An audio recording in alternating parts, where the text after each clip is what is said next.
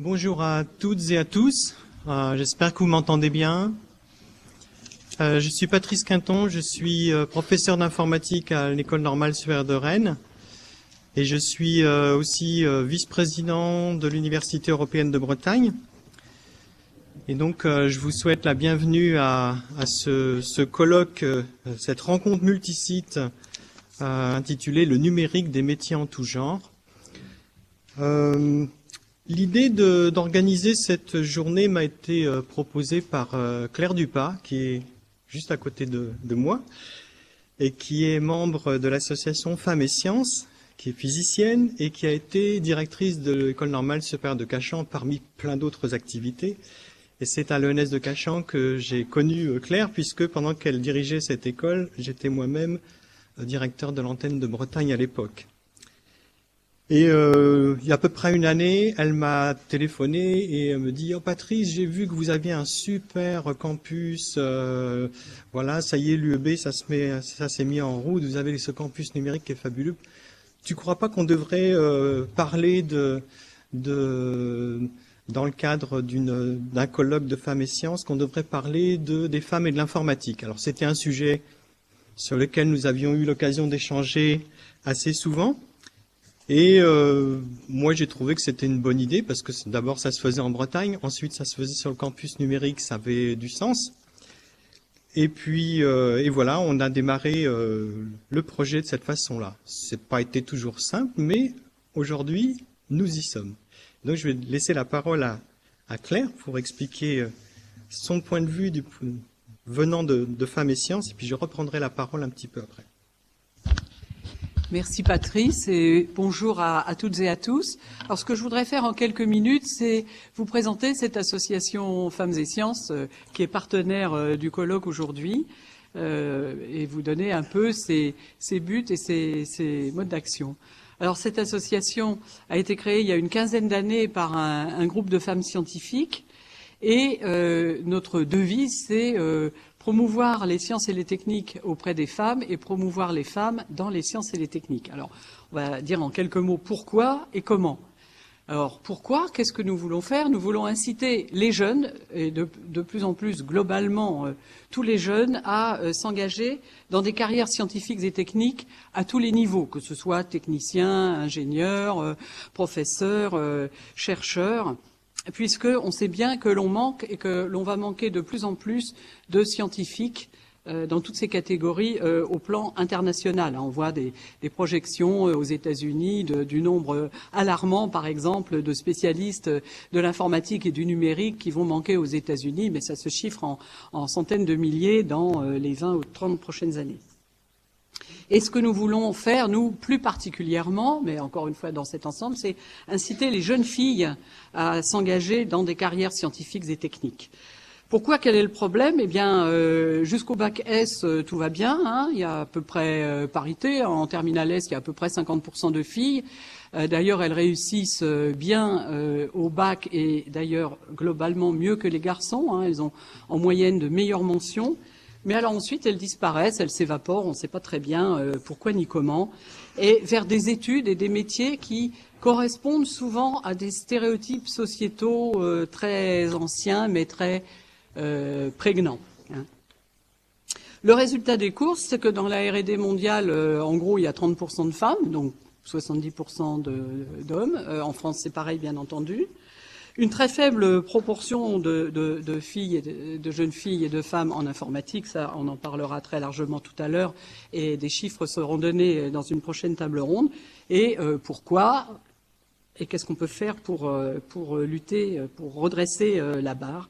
Puisque nos grandes économies de la connaissance ont absolument besoin de gens exerçant tous ces métiers scientifiques et techniques.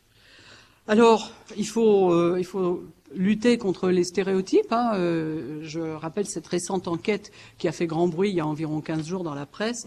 Un sondage fait auprès de citoyens, alors je ne sais plus combien, c'était 7000 citoyens ou quelque chose comme ça, des grands pays développés, qui montrait que 67% des interrogés trouvaient que les femmes et les jeunes filles étaient inaptes à faire de la recherche scientifique.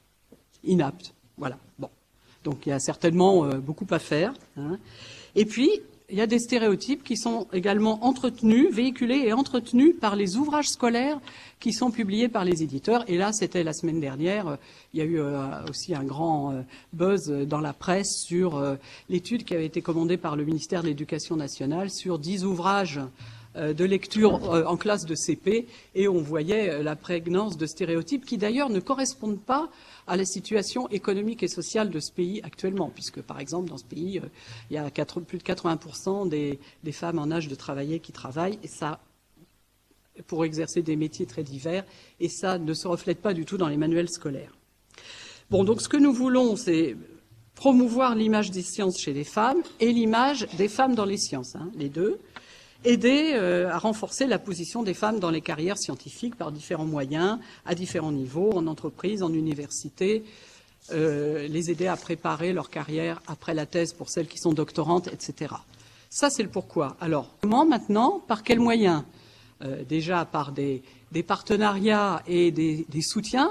Femmes et Sciences est soutenu par le ministère de l'Éducation nationale, de l'Enseignement supérieur et de la Recherche, par des entreprises également, par des établissements publics comme le CNRS, l'INRIA ou certains établissements d'enseignement supérieur et de recherche, et travaille avec d'autres associations partenaires au plan national comme Femmes et Mathématiques ou Femmes Ingénieurs, ainsi qu'au plan international. Alors, que faisons-nous avec tout ça? Eh bien, nous rencontrons des élèves soit dans des classes, à la demande de proviseurs d'établissements ou de professeurs de certaines classes, qui organisent des événements pour présenter différents types de métiers à leurs élèves. Nous agissons aussi dans le cadre de forums de métiers. L'année dernière, les rencontres avec les élèves, nous avons rencontré 7000 élèves au cours de nos actions. Par la création de documents, des documents papier, des documents vidéo, documents à destination des élèves, des enseignants, du public. Alors, j'ai mis quelques exemples de documents ici sur la table devant, dont des actes de notre dernier colloque, mais des documents divers. Il y en a qui sont à destination des élèves de lycées et collèges. On en a distribué quelques-uns ce matin, puisqu'il y avait beaucoup de lycéens et de collégiens dans cet amphi, pour leur indiquer simplement, leur résumer les filières d'enseignement, de formation qui sont à leur disposition, soit après le brevet, soit après le baccalauréat. Donc, création aussi de documents sur notre site web, des vidéos. Ce genre de document est accessible. S'il vous intéresse, vous pouvez y avoir accès sur notre site web, femmesetSciences.fr. Récemment, cette année, nous avons participé à une opération sous l'égide du secrétariat d'État aux droits des femmes et du ministère de l'Éducation nationale, la création d'un MOOC. Vous savez, ces nouvelles formes d'enseignement par auto-formation, les apprenants sur leur ordinateur ayant accès à des cours, des vidéos et des forums d'interaction avec des enseignants et d'autres étudiants. Donc ce MOOC s'intitule « Être en responsabilité, se former à l'égalité femmes-hommes ». Il est à destination des étudiants de licence, des étudiants des écoles supérieures du professorat et de l'éducation, et il a rencontré un certain succès aussi, juste après son lancement en juin, auprès d'un certain nombre de DRH d'entreprises qui sentent qu'ils ont besoin d'une formation et d'arguments et de documents sur ces sujets. Et puis, voilà, nous organisons ou co-organisons des colloques comme celui qui nous rassemble aujourd'hui, et donc je vais laisser à nouveau la parole à Patrice. Merci. Merci Claire. Alors, quelques mots supplémentaires. D'abord pour dire que nous sommes cet après-midi 250 à Brest, à Lannion, à Lorient, à Saint-Malo, à Vannes et donc à Rennes. Donc ça se voit pas forcément, mais on est très nombreux.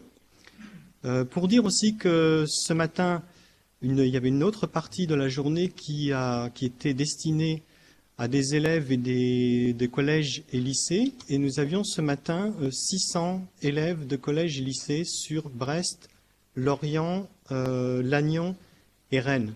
Et donc on a pu présenter un certain nombre de témoignages sur des différents métiers avec des questions très intéressantes et très pertinentes. Et donc cet après-midi, Nous avons un petit peu deux idées, comme vous l'avez compris. La première, c'est de parler des nouveaux métiers du numérique, de penser à qu'est-ce que le numérique peut changer, comment peut-on imaginer l'évolution de ces métiers dans l'avenir, mais aussi cette question qui est importante de l'absence des femmes dans ces métiers, qui est une question que tout le monde se pose. Donc on va y réfléchir et y débattre sur ces questions, d'abord par une conférence qui sera présentée tout de suite par Xavier Michard, qui est le délégué régional du Syntec, et qui nous parlera un petit peu de la vision qu'il a des métiers du numérique, et ensuite avec deux tables rondes, une sur les métiers du numérique d'une part, et l'autre sur la place des femmes dans les métiers du numérique. Voilà, avant de laisser la parole à Xavier Michard, je voudrais faire quelques remerciements. De remercier, là c'était pour ce matin, l'Académie de Rennes qui s'est mobilisée sur cette question avec nous pour proposer ces témoignages aux élèves de collège et lycée. Remercier bien sûr l'association Femmes et Sciences pour nous avoir suggéré cette idée, mais nous avoir aussi appuyé après pour en déterminer les thèmes, les modalités d'organisation et réfléchir à la façon de l'organiser. Je voudrais remercier aussi toutes les écoles, universités, organismes, entreprises qui se sont associées de près ou de loin à l'organisation de cette journée. Elles sont très nombreuses. On a eu beaucoup de témoignages d'intérêt sur cette journée. Je pense que c'est très bien. Et puis, je voudrais aussi remercier la faculté de sciences économiques qui nous accueille ici spécifiquement à Rennes, mais alors je ne sais pas quels sont les autres établissements à Brest, Lannion, Lorient, Saint-Malo et Vannes. Je ne vais pas les remercier, mais bon, ils savent qu'ils sont remerciés de toute façon. Et enfin, je voudrais remercier aussi ceux et celles qui ont organisé cette journée d'un point de vue technique. Alors, le campus numérique, c'est quelque chose de très moderne, mais c'est très compliqué à faire fonctionner, au sens où, pas seulement techniquement, mais l'organisation d'une journée comme celle-là est très complexe. Elle fait intervenir beaucoup de gens. Et donc, les services qui sont aujourd'hui, en ce moment, en train de faire fonctionner tout ça, les personnels du campus numérique, le service de communication de l'UEB, et les référents et référentes des différents sites, je les remercie vivement. Ils font un travail d'organisation qui jusqu'à présent, en tout cas, a super bien marché. Alors, il n'y a pas de raison que ça s'arrête. Et puis enfin, un dernier remerciement pour les personnes qui sont dans le comité de programme, je dirais, avec qui on a échangé par mail, par visio, par téléphone, par Skype, et puis même des fois on s'est même vu, pour parler de questions numériques, la place des femmes dans ces métiers, etc. C'est des échanges extrêmement intéressants et passionnants, et j'espère que l'enthousiasme qu'on peut montrer, nous, va déteindre sur l'organisation de cet après-midi. Donc je vous souhaite une très très bonne après-midi.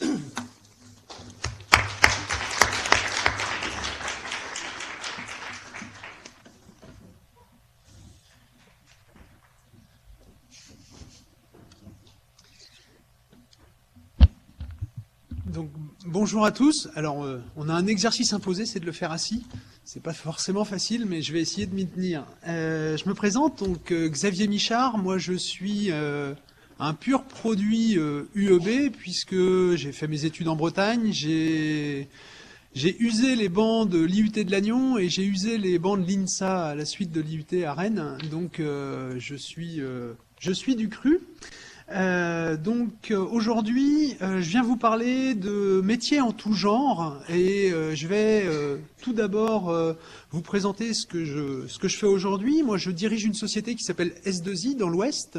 S2I dans l'Ouest, c'est 460 collaborateurs qui travaillent tous dans le numérique et qui sont répartis entre Rennes, Brest et Lannion essentiellement, donc des gens du numérique. J'ai aussi des fonctions autour du Syntec numérique. Le Syntec numérique, c'est l'organisation qui regroupe l'ensemble des sociétés de la branche du numérique. Et donc, c'est plusieurs milliers d'entreprises en France. Et à ce titre, je viendrai vous présenter des chiffres du Syntec sur le nombre d'emplois que ça peut représenter, l'évolution, et puis surtout comment est-ce que vont évoluer ces métiers du numérique. Et puis, plus localement, vous savez qu'on a une French Tech Rennes-Saint-Malo qui s'est montée sur l'année dernière. Je fais partie de la direction de cette French Tech, justement au titre aussi du Syntec. Et puis, j'ai aussi... je m'occupe aussi un petit peu de la MEITO, donc tout ça c'est dans l'informatique et le numérique, et donc ça permet aujourd'hui, en tout cas sans prétention, mais d'avoir une bonne vision sur l'évolution de ces métiers et ce qu'on va pouvoir attendre de ces métiers-là dans les années à venir. Donc, je vais commencer par quelques chiffres et surtout vous expliquer comment est réparti notre secteur du Syntec numérique. Sur le Syntec numérique, il y a 3 branches aujourd'hui qui existent. Il y a ce qu'on appelait, et pour les gens qui l'ont connu sous le sigle des SS2I, on appelle ça aujourd'hui les ESN, les entreprises de services numériques. Ce sont des entreprises qui ont pour fonction d'apporter aux autres entreprises du support et des facultés de réaliser des projets informatiques.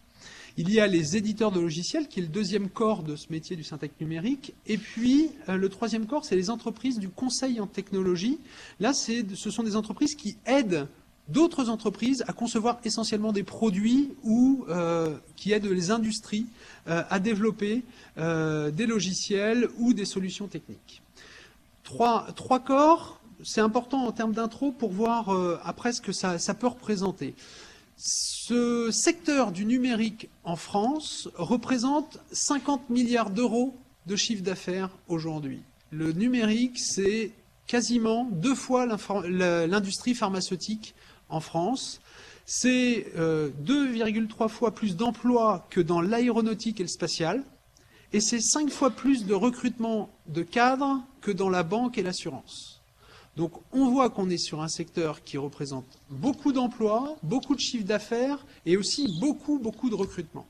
C'est un petit peu ce que je vais vous détailler dans la suite. En France, il y a un demi-million d'informaticiens, plus d'un demi-million d'informaticiens, et dans le secteur que je vous évoque là, le Syntec numérique, dans ce secteur-là, c'est plus de 60% de ces emplois-là. 360 000 salariés environ. Donc on a un secteur qui est très fort, qui est dense et dont vous allez voir qui n'a pas forcément depuis dans la dernière quinzaine d'années, n'a pas évolué forcément de façon linéaire. Mais en tout cas, qui est en forte croissance actuellement. En 20 ans, le nombre d'emplois dans le secteur du numérique a été multiplié par 3,3.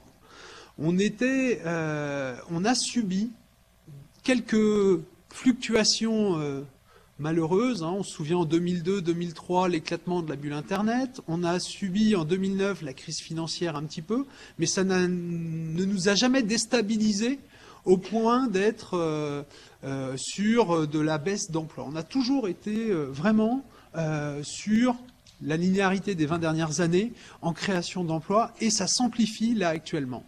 Il y a même eu des pics, si vous regardez ce qui s'est passé autour des années 2000 et des années 2006-2007, il y a eu des pics très importants qui nous ont amenés à devoir recruter des gens qui n'étaient même pas du secteur pour les former spécifiquement au secteur.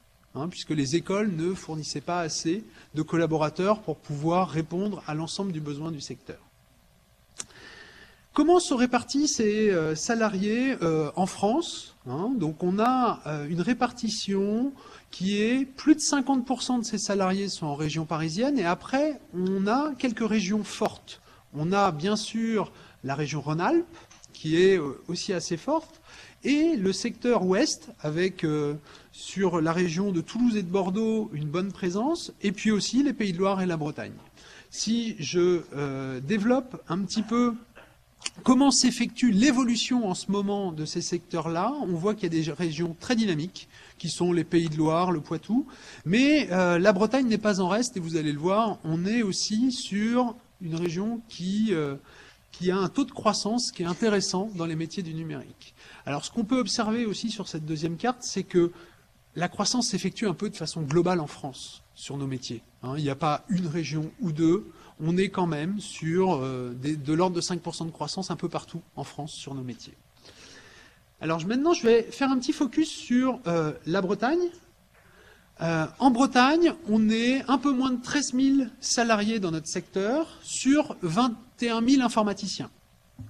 On est toujours en croissance avec 3% à peu près de croissance annuelle de nos métiers sur un effectif de 20 000, ça représente une bonne croissance. Et puis on a une pyramide des âges qui est plutôt bien équilibrée aujourd'hui au vu de nos métiers. Hein. Si on prend la fourchette 25-40 ans, on a plus de 50% de nos métiers qui sont présents dans cette fourchette là.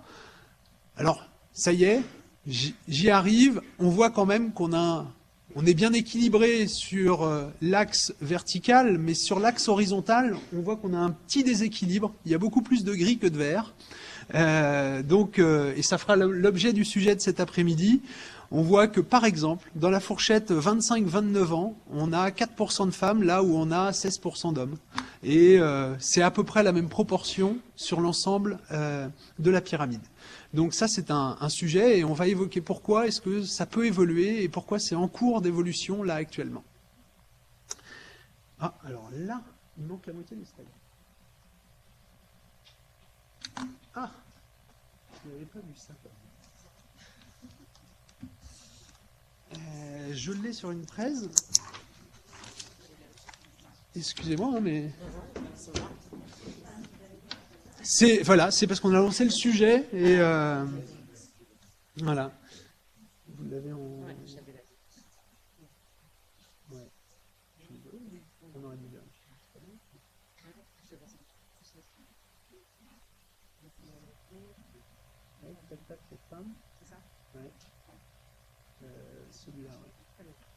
Voilà. Ça y est, on y est, on est dans le sujet. En France, dans notre secteur, on a moins de 30% de femmes. Là où l'économie, alors c'est 27,2 le chiffre 2013, là où sur l'ensemble de l'économie, les femmes représentent normalement 46% à peu près des actifs. Donc c'est pas bien, on y travaille, mais on va voir que justement ça peut progresser. On a des très bonnes pistes pour faire progresser ce chiffre. Plus spécifiquement en Bretagne, on est encore moins bon que le national puisqu'on est sous les 24% de femmes intervenant dans le secteur. Sur la répartition en moyenne d'âge, en moins de 30 ans, notre secteur c'est 33% de collaborateurs qui ont moins de 30 ans. En Bretagne, on est plutôt à 27,8. Et sur notre secteur, 23,6% des collaborateurs ont plus de 45 ans. Là où en Bretagne, c'est un phénomène qu'on analyse, on est à 17,6% des personnes en activité dans notre secteur qui ont plus de 45 ans.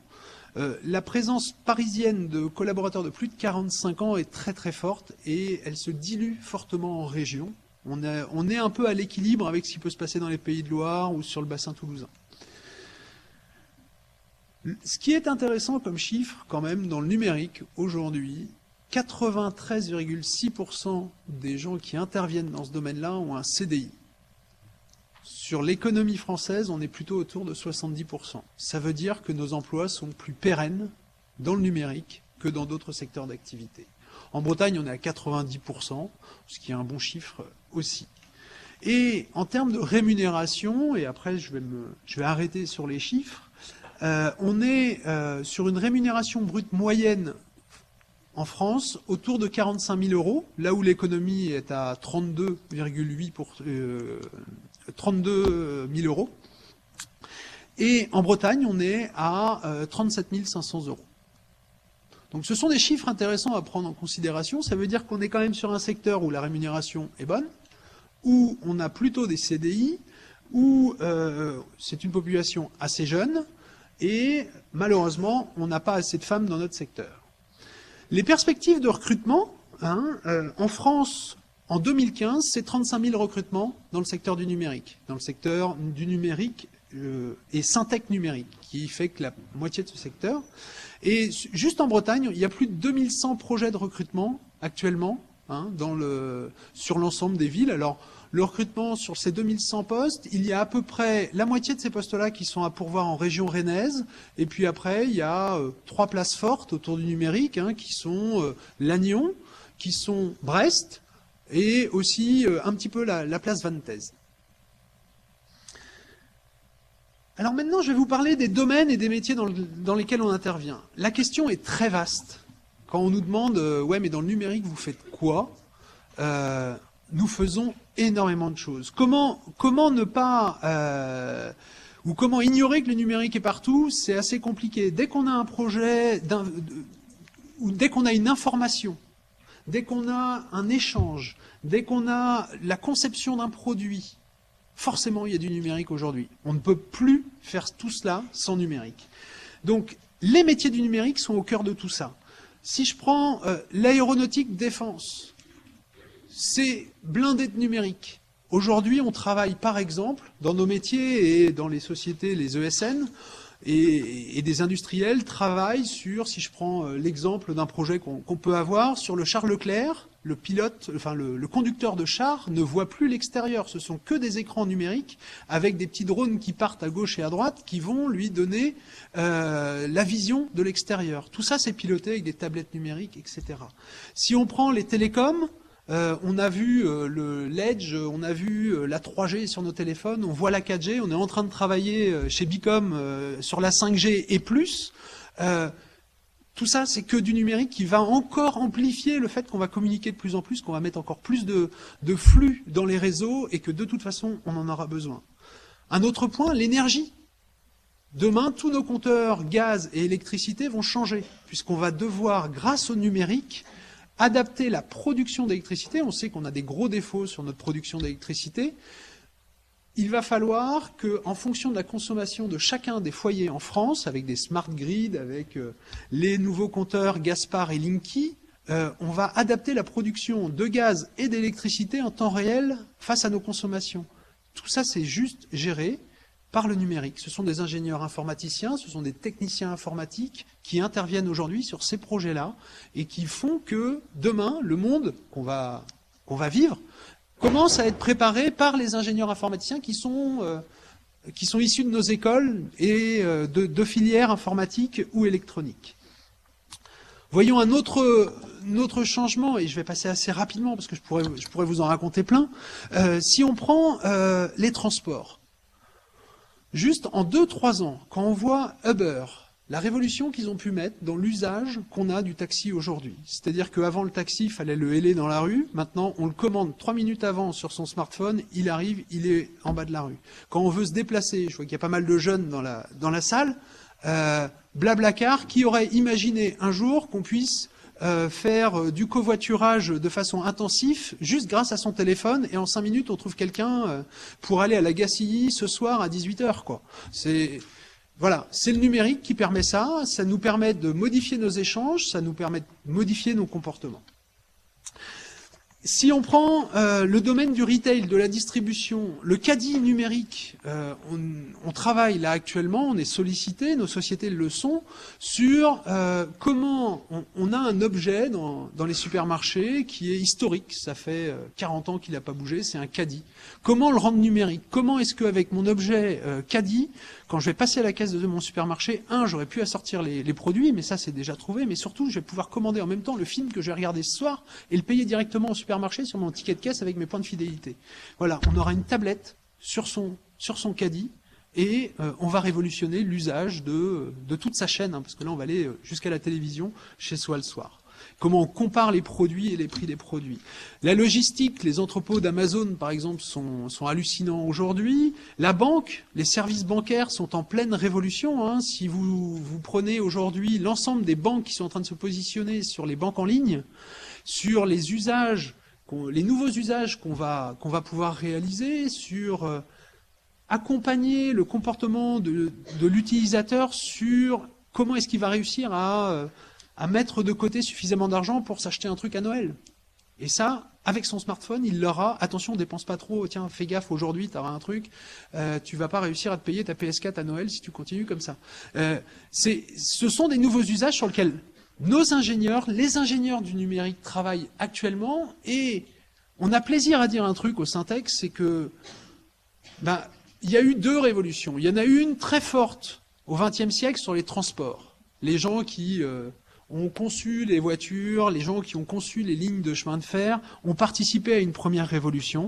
Eh bien, les ingénieurs informaticiens, aujourd'hui, sont en train de faire la révolution du XXIe siècle. La révolution des usages, la révolution de la communication, etc., etc. Et donc, on est sur des métiers qui permettent de changer le monde. Donc si je reprends juste les domaines, il n'y en a pas un seul dans lequel on ne peut pas dire qu'on ne met pas de numérique aujourd'hui. Il y a la Meito qui est présente ici, on travaille sur des programmes croisés entre numérique et agro. Comment est-ce que l'agriculture, avec le numérique, va demain progresser, améliorer son fonctionnement, etc. Numérique et bâtiment, numérique et plein d'autres projets de ce type-là. Donc, le numérique est partout. Donc quand, dans le thème, on a le numérique, les métiers en tout genre, oui, il y a plein de métiers dans le numérique, et surtout, ça touche tous les domaines aujourd'hui. Si je prends les métiers, moi je suis rentré dans le numérique, je suis ingénieur informaticien, j'ai fait l'IUT de Lannion en informatique, et j'ai fait l'INSA derrière, à Rennes, en informatique. Le métier, dans les années 95-2000, il était vu comme le gars qui est derrière son clavier et qui fait des lignes de code tous les jours, et c'est super, il a fait 2000 lignes de code aujourd'hui, demain il va en faire 2200, et ce sera super. Notre métier, c'est pas celui-là. Ça, c'est le métier du développeur, d'accord ? Mais le développeur, c'est un maillon de la chaîne. Le métier du numérique, c'est beaucoup plus que ça. Pour concevoir tous les services dont j'ai parlé là tout à l'heure, un service de banque en ligne, etc., il faut qu'on ait une interface entre les gens du marketing, les gens qui conçoivent les nouveaux usages, et les informaticiens. C'est par exemple le métier qui est tout en haut, assistance à maîtrise d'œuvre ou assistance à maîtrise d'ouvrage. Comment est-ce qu'on va faire l'interface entre ces métiers-là ? Ce sont des métiers qui sont technico-fonctionnels. Ce sont des métiers dans lesquels on a besoin d'une ouverture. Ce sont des métiers dans lesquels on retrouve beaucoup de femmes aujourd'hui dans nos métiers. Puisque cette ouverture de dialogue, de réussir à concevoir les choses, etc., c'est des métiers qui plaisent aux femmes. Les métiers d'expertise technique, si je vous donne les proportions, on sera plus, certes, sur des hommes. Les métiers de gestion de projet, il y a des commerciaux qui sont là aussi pour vendre ces projets. Il y a des métiers de product owner, un métier qui n'existait pas quand j'ai commencé à bosser. Un métier qui est apparu il y a 3-4 ans. Le product owner, c'est celui qui est responsable du produit au sens conception des choses. Je dois concevoir une nouvelle application pour lire un journal en ligne sur mon iPad. Je suis le chef de ce produit-là. C'est des métiers qui sont très ouverts aux femmes, puisqu'il y a une partie conception, il y a une partie où il faut se mettre d'accord avec un directeur artistique, il y a une partie où il faut gérer l'équipe de développement, etc. Et il y a plus de 30% des métiers de demain, mais demain c'est dans 5, c'est dans 8 ans, qui ne sont pas encore dans le panneau aujourd'hui, qui ne sont pas conçus. Le métier de community manager, c'est un métier qui est apparu il y a 4 ans. Aujourd'hui, on parle que de ça. Le métier de SEO, Search Engine Optimizer, c'est quelqu'un qui, au vu des difficultés qu'on a aujourd'hui, au vu du grand nombre de sites web qui existent, comment est-ce qu'on peut être sûr que quand on fait une recherche sur restaurant chinois Rennes, on est dans les premiers restos chinois à Rennes? Et bien là, il y a le SEO qui intervient, parce que c'est des histoires de mots-clés, de moteurs, c'est un vrai métier de pouvoir être référenceur de sites web. C'est un métier qui n'existait pas il y a 5-6 ans, puisque le net était encore moins déployé qu'aujourd'hui. Et on arrive maintenant sur tout un tas de métiers autour des data. Vous avez sûrement entendu parler de big data. Le big data, le fait qu'on est en train de consolider massivement de la donnée, nous crée des nouveaux métiers dont on n'avait jamais entendu parler. Moi, je les ai vus apparaître il y a 2 ans. Les data scientists, data analysts, traffic managers, etc. C'est des métiers qui sont tout nouveaux, mais qui ne sont pas que techniques. Le data scientist est un petit peu technique, mais c'est des profils statistiques. Le data analyst, aussi, mais là, il faut avoir une connaissance du fonctionnel de la banque, etc., pour savoir comment on va interpréter ces données-là en fonction de l'analyse qu'on veut faire. Tous ces métiers-là sont en train de bouger, et on est en train vraiment de changer, nous, le positionnement de nos métiers, hein, de notre ingénieur informaticien qui faisait ces lignes de code. Il y a une vraie évolution de ces métiers en fonction des usages. Alors, comment suivre ça et comment se tenir informé de ces différents métiers? Le Syntec numérique a mis en place, via le programme Talent du numérique, un site web qui s'appelle Talent du numérique. Vous pourrez aller regarder ce site. L'objectif, c'est s'informer, s'orienter, et puis jusqu'à monter son projet et trouver du boulot. Là, vous verrez que la variété des métiers, et ça bouge tous les jours. Il y a des métiers qui se créent tous les jours dans nos domaines actuellement. Donc, sur Talent du numérique, on a aujourd'hui pas mal d'infos. Il y a 5 ans, on avait créé une brochure sur l'officiel des métiers du numérique. On a arrêté de le faire, on a arrêté d'imprimer du papier. Hein. Ça change trop souvent. On est passé au numérique et maintenant c'est en ligne, ça bouge, mais on arrête d'imprimer du papier parce qu'il y a trop de mouvements dans nos métiers aujourd'hui. Voilà. Alors, à la question sur les formations. Je ne suis pas là pour faire un catalogue de formations qui existent. Et il y a, au sein de l'UEB, un très grand nombre de formations qui correspondent à l'ensemble de ces métiers et ça bouge. On a vu des écoles apparaître. Hein. Il y a des campus, il y a Digital Campus, il y a des écoles comme ça qui apparaissent et des formations qui bougent. Ça bouge beaucoup, beaucoup aujourd'hui. Par contre, je vais plutôt regarder, moi, à l'issue des formations, ce qui se passe. Après 1 an d'obtention de diplôme, 85% des jeunes diplômés de niveau Master 2 qui ont fait le choix de suivre un cursus informatique ont trouvé du boulot. Là où les autres, c'est plutôt 63%. Donc ça veut dire qu'il y a un taux d'employabilité des ingénieurs, des Master 2 informatiques qui est très bon. Et dans quelles conditions ils ont trouvé du boulot? 91% de ces gens-là ont trouvé un CDI, contre 59% des autres. 91-59, on est quand même sur un rapport quasi de 2. 93% des gens ont trouvé un statut cadre, 62% des autres. Et avec un salaire qui est 16% plus élevé que celui de l'ensemble des diplômés.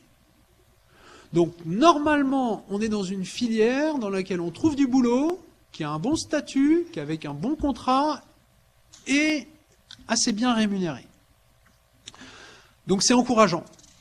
Et si on est dans ces taux-là, si on est avec des salaires qui sont plus élevés peut-être que dans d'autres branches, c'est parce qu'il y a de l'emploi, c'est parce qu'il y a des sociétés qui aujourd'hui se battent pour trouver des ingénieurs informaticiens, puisqu'on sait qu'il va falloir des équipes, des gens pour réaliser ces projets-là. Alors, on a même aujourd'hui dans les actions de Syntec numérique des actions très fortes sur la formation pour essayer de faire en sorte que de généraliser un peu plus les actions autour du numérique.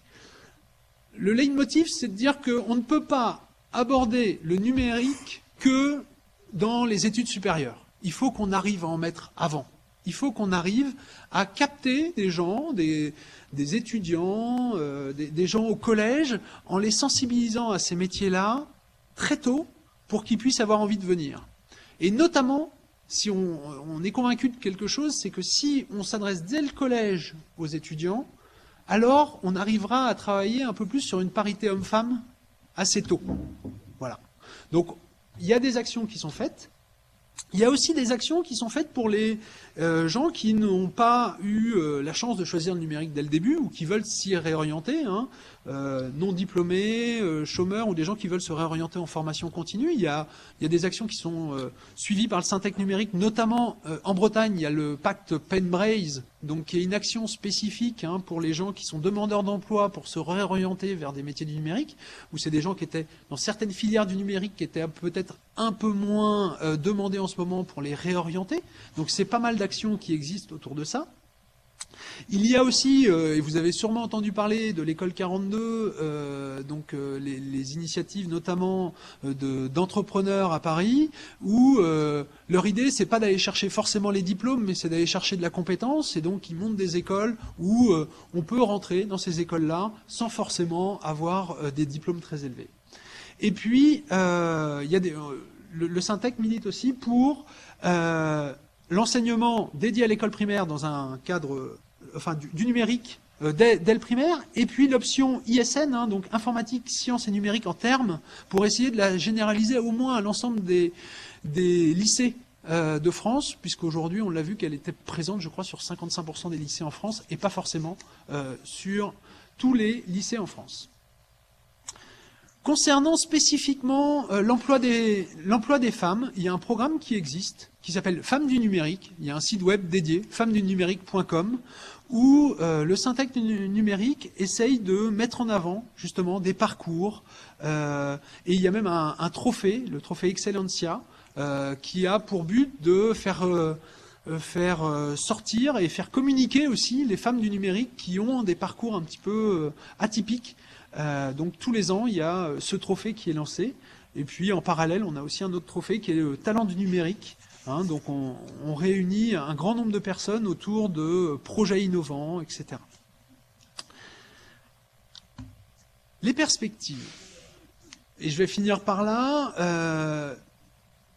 Assez simplement, aujourd'hui, cette année, 35 000 recrutements de cadres en 2015 dans le numérique. Et en perspective, on est au moins sur 36 000 créations nettes d'emplois, donc là c'est en incluant les départs à la retraite, les gens qui changent de secteur, etc., à horizon 2018. Donc, assez simplement, il y a du boulot, il y aura du boulot pendant de nombreuses années. Les métiers qu'on fera après-demain, on ne les connaît pas encore, c'est un domaine qui bouge énormément. Et c'est un domaine dans lequel il va falloir qu'on soit multiples compétences. C'est un domaine qui est assez génial, puisque si on est passionné d'agriculture, on peut travailler dans le numérique et l'agriculture. Si on est spécialisé de médias, on peut travailler dans le numérique et les médias. Si on a envie de changer de secteur, travailler dans la presse et dans les télécoms, c'est possible en intégrant des métiers du numérique. C'est vraiment un métier qui est transverse. Moi, je connais énormément d'ingénieurs informaticiens qui ont travaillé dans 5 domaines différents avant d'en choisir un de prédilection. Ils ont fait des projets sur des projets militaires, des projets dans les télécoms, des projets dans la presse, des projets dans les médias, des projets dans la recherche, parce qu'ils ont participé à des projets de recherche. Et après, ils se sont dit, bah tiens, finalement, ce qui me colle le mieux, c'est ça. Et j'y vais. On est vraiment dans un métier qui croise toutes les filières, qui croise tous les usages, et c'est un métier, du coup, qui se fait avec beaucoup de belles rencontres. Donc ça, c'est très intéressant. Et moi, je suis persuadé d'un truc, c'est que en ce moment, dans les 20 ans qu'on vit là, le numérique est en train de changer le monde, et tous les ingénieurs qui font partie de nos sociétés contribuent à ça, et donc ils ont une certaine fierté de le faire, parce que quand vous voyez que vous développez un service qui est mis en ligne, qui est utilisé par vos parents, quand vous travaillez sur de la VOD, et que chez vous, le soir, c'est vous qui appuyez sur le changement de la chaîne. VOD, c'est la vidéo on demand. Je vois des gens qui... vous avez une certaine fierté d'utiliser les produits, ou quand vous allez dans un supermarché et vous voyez que c'est vous qui avez participé à la conception de ce produit-là, c'est quand même génial. Ou quand vous voyez un avion voler, je ne sais pas si vous avez vu une démo d'un Rafale, mais c'est hallucinant. Tous les collaborateurs que je connais qui ont travaillé sur ces programmes-là, ou sur un Airbus, ou sur voilà, il y a une certaine fierté. Le numérique permet ça aujourd'hui, et donc il y a des très belles carrières à faire dans ce domaine-là. Voilà. Je ne sais pas s'il y a...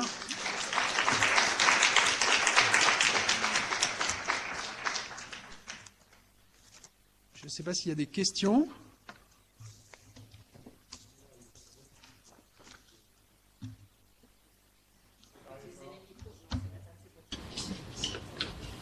Alors, on a une question à Lorient. C'est bon, je peux parler? Vous m'entendez? Non. Ça Ça ne va pas jusqu'à Si, ça va. Si, ça va Vous m'entendez? Oui, la question est... On s'entend. Oui. Je vais préciser le principe. En fait, quand vous prenez la parole, vous avez le temps d'utiliser le micro, sinon les autres salles ne le voient pas et ne vous entendent pas. Donc là, il pensait qu'il y aurait un silence. Ah d'accord. Je vais répéter la question parce que monsieur n'a pas de micro à proximité. Je suis informaticien, je parle numérique, je parle beaucoup informatique et peut-être peu électronique ou peu d'autres domaines. Oui, l'électronique fait partie de ce domaine-là. On voit quand même une très forte tendance. Il y a 15 ans, l'électronique et l'informatique, l'électronique représentait par exemple 30 ou 40% du dispositif. Et on a vu assez récemment, depuis 5-10 ans, que ça y est, on arrivait à une certaine maturité de certains calculateurs. Et donc la présence de l'électronique dans ces projets-là commençait à baisser. Elle existe encore, mais elle est plutôt autour de 20%. Et que c'est vraiment l'informatique qui a pris la place. Hein. On est arrivé à une maturité en électronique sur certains composants et certaines capacités de calcul qui est très très forte. Donc la représentativité des profils, avant on avait 30 ou 40% d'électroniciens et 60% d'informaticiens, on est plutôt aujourd'hui à 20% d'électroniciens et 80% d'informaticiens. Mais l'électronique, ce sont nos collègues, sans eux on fera rien non plus. Hein. Donc ils sont aussi dans ce domaine-là. On les trouve plutôt aujourd'hui sur des secteurs très spécialisés de recherche ou chez des industriels de conception, quoi. Merci. Il y avait une question à Lorient. Tout à fait. Oui, vous m'entendez? Vous m'entendez? Oui. Alors la question, déjà ce matin, on a vu un petit peu avec des collégiens une question qui portait beaucoup sur, en dehors d'ingénieurs, en dehors d'informaticiens, les métiers plus autodidactes, les plateformes collaboratives, des choses comme ça, puisqu'on veut encourager à aller vers ces métiers, mais on parle toujours des hauts niveaux. Non, enfin, on parle toujours des hauts niveaux. On parle beaucoup des hauts niveaux, en effet. Mais moi, dans mes équipes, j'ai des gens qui ont le bac et qui sont autodidactes et qui travaillent tous les jours avec des ingénieurs informaticiens ou des thésards ou etc. On est sur un domaine qui aujourd'hui est de moins en moins sur la reconnaissance de diplômes. Il y a des sociétés là actuellement et ça se fait de plus en plus qui recrutent sans CV. Hein, juste sur de la compétence. Enfin, c'est des boîtes à Rennes qui le font. Enfin, on est de plus en plus aussi à reconnaître la compétence. L'école 42, c'est de la reconnaissance de compétences. C'est pas du tout de la reconnaissance de parcours ou de CV, etc. Il y a quand même dans nos effectifs beaucoup d'autodidactes sur des métiers assez précis. Hein, et sinon, les filières, moi j'ai beaucoup de gens aussi qui sont arrêtés à Bac+2, qui ont fait des métiers de technicien et avec de l'expérience, etc., évoluent aujourd'hui à des niveaux type ingénieur. Donc, on a certes une majorité de gens qui sont diplômés, etc., mais ça c'est un historique, on va dire, hein, puis c'est un usage aussi dans nos métiers, mais on ouvre la porte beaucoup aux autodidactes et aux performants. D'autres questions? Oui. Une question à Rennes.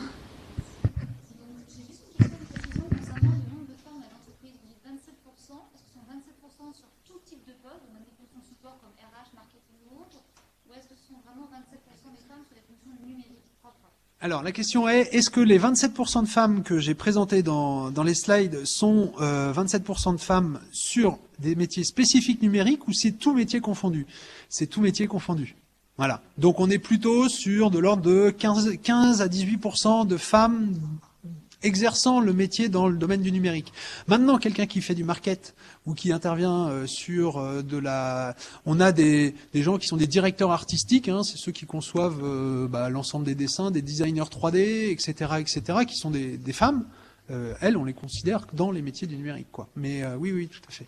C'est vrai que on a dans nos métiers beaucoup de RH, beaucoup d'aide de personnel administratif aussi qui est féminin. On a une question à Brest, monsieur. Nouvelle question à Rennes. En fait, j'ai deux questions à vous poser. Je veux savoir en fait la différence entre Est-ce que je peux vous demander de parler plus près du micro? Merci. Ok. Je veux savoir la différence entre un diplômé de Master 2 et un ingénieur, en fait, par exemple de l'ISIR ou de l'INSA, par rapport aux entreprises.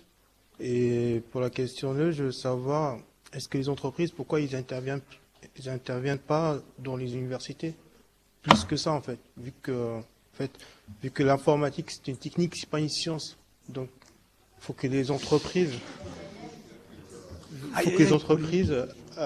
financent, en fait, d'une part, en fait, les étudiants pour se développer dans les entreprises, pour que ça soit pratique, en fait. Il ne faut pas que ça soit que de la théorie. Donc, parce que un Master 2, on fait de la théorie plus que la technique. Et quand on sort, on a moins d'expérience, en fait. On n'a pas d'expérience dans l'entreprise. Donc, c'est ça.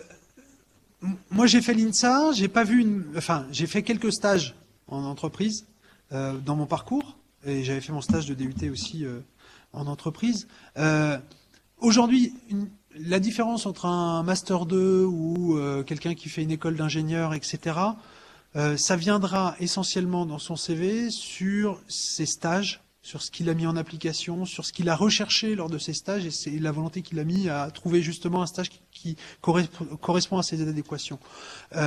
Donc une différence entre un Master 2 et un INSA, en recrutement pur, moi j'en vois pas de différence. Et après, le rapprochement entre les universités et les entreprises, ça évolue fortement. On le sent, nous, de la part des entreprises. Il y a plein de programmes. On était très récemment, et j'ai participé lundi à une réunion justement sous la casquette de la French Tech, sur un groupe qui s'appelle le groupe Talent, où la problématique, c'est de rapprocher les startups, les entreprises et les étudiants, et c'est essayer de savoir comment on peut remettre aussi un peu d'huile dans toutes ces organisations. Il y a aussi des actions avec la Fondation Rénin, notamment sur le programme de rapprochement avec les entreprises, etc. Enfin, je trouve, moi, depuis 5 ans au moins, il y a des efforts assez importants qui sont faits pour rapprocher les étudiants des entreprises.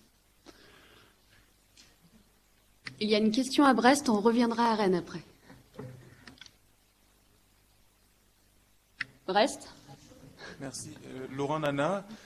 J'ai en fait quelques questions, si vous permettez. Donc la première, c'est par rapport au champ qui est considéré au niveau du numérique.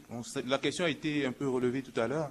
Je pense que le secteur du numérique, effectivement, va un peu au-delà simplement du domaine informatique.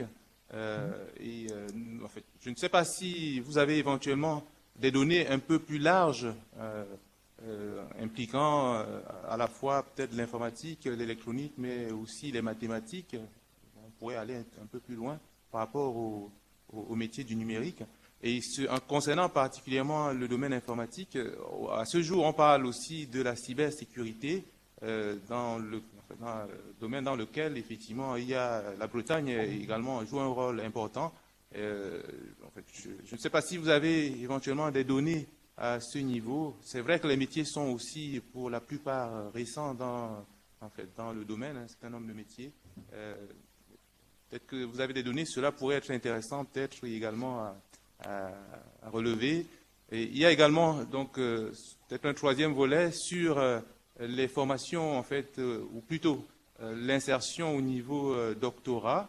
Là, vous avez mentionné quelques éléments, mais les chiffres peut-être au niveau de la répartition hommes-femmes, on peut peut-être s'attendre à ce que cela soit un peu plus équilibré, même si l'effet antérieur du fait qu'il y ait un peu moins de femmes dans les formations scientifiques joue également à ce niveau, mais il pourrait peut-être avoir un certain risque. Alors, sur la première question, sur les chiffres, moi, ce que j'ai présenté, c'est les chiffres des entreprises qui dépendent du Syntec numérique. Dans les chiffres présentés, on a donc les ESN, les éditeurs logiciels, mais aussi les industriels, qui sont, pour certains, dans ce domaine-là. Donc les 12 700 emplois intègrent aussi dans ces entreprises des mathématiciens, des gens de l'électronique, etc. Toutes filières confondues, entre guillemets. Donc on est sur quelque chose d'assez large. Sur la deuxième partie, les doctorants, j'ai pas moi de chiffres spécifiques sur les doctorants, enfin sur le recrutement des doctorants à l'issue justement de leur doctorat, mais on le voit que dans certains domaines, vous citiez par exemple la cyber, c'est des sujets sur lesquels le niveau d'études important est apprécié. Puisque les sujets sont suffisamment complexes et récents pour qu'on puisse avoir recours justement à des niveaux d'implication et de recherche assez importants. Donc là, et sur la cyber, la Bretagne est un pôle d'excellence cybersécurité. Ça a été annoncé depuis, on va dire maintenant environ 1 an. Il y a énormément de travaux qui sont effectués en Bretagne. C'est une très bonne chose justement pour la Bretagne, puisque on ne pourra plus parler de numérique sans parler de sécurité. C'est vraiment le mot d'ordre qu'on a aujourd'hui.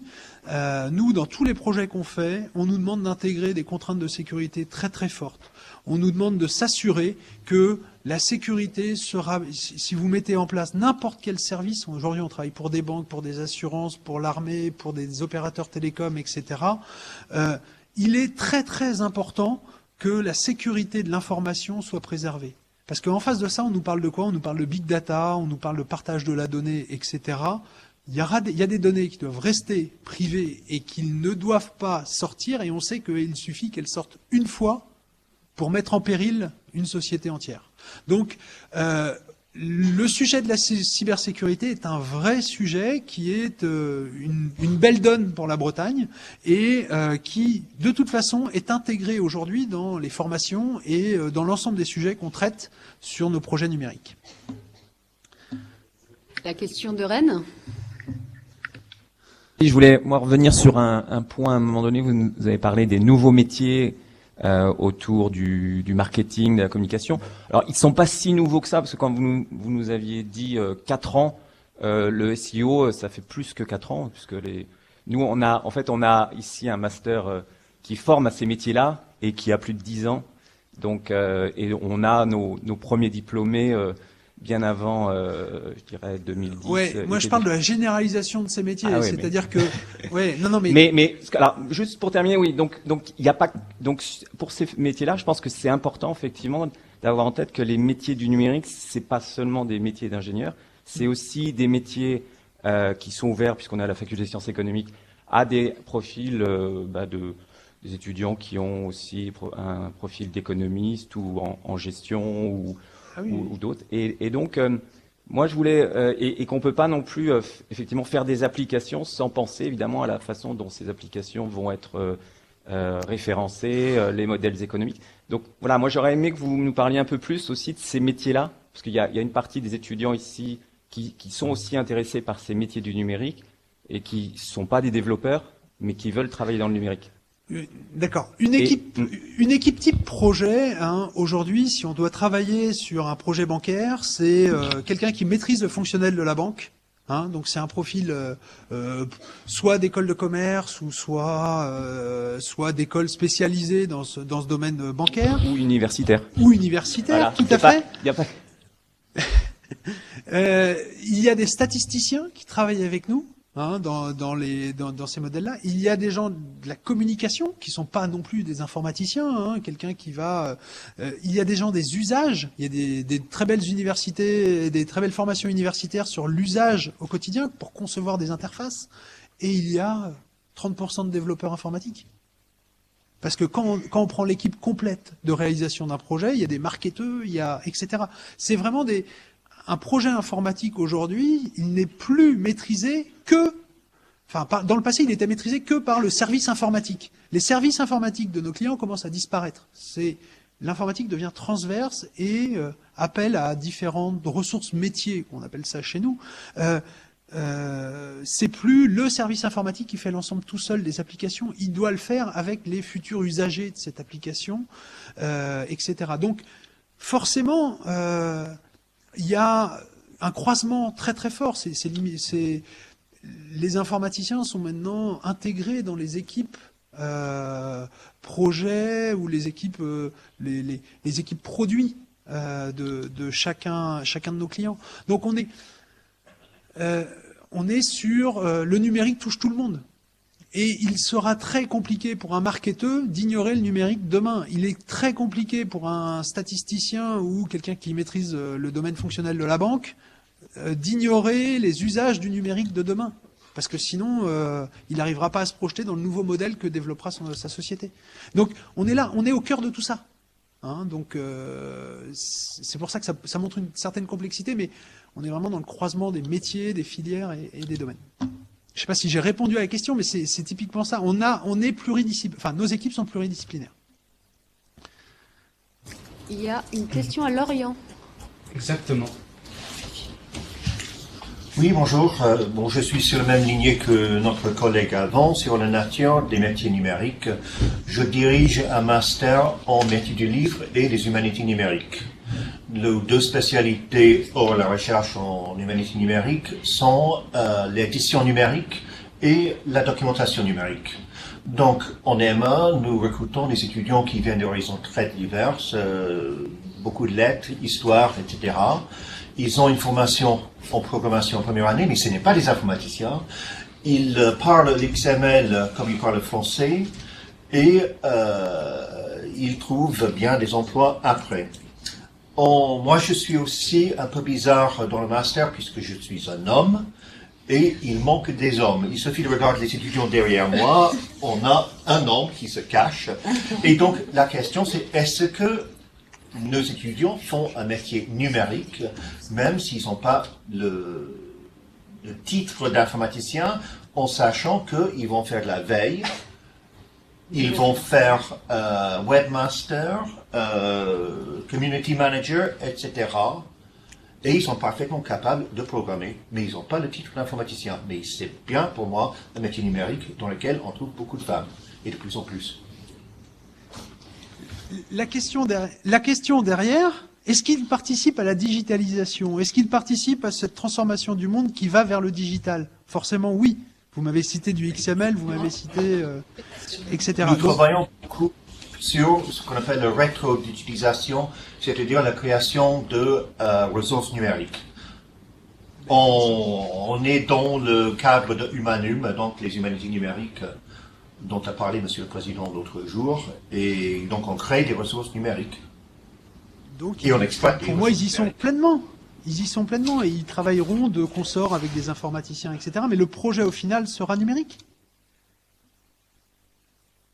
Informaticiens parce qu'ils sont formés en informatique. C'est ça un peu ma question. C'est que on est en master où on n'est pas un master d'informatique. Je ne suis pas informaticien, mais je suis quand même un spécialiste de l'XML. Donc, est-ce que c'est numérique ou il faut être un informaticien pour être qualifié comme numérique? C'est numérique et il ne faut pas forcément avoir un diplôme d'informaticien pour être numérique.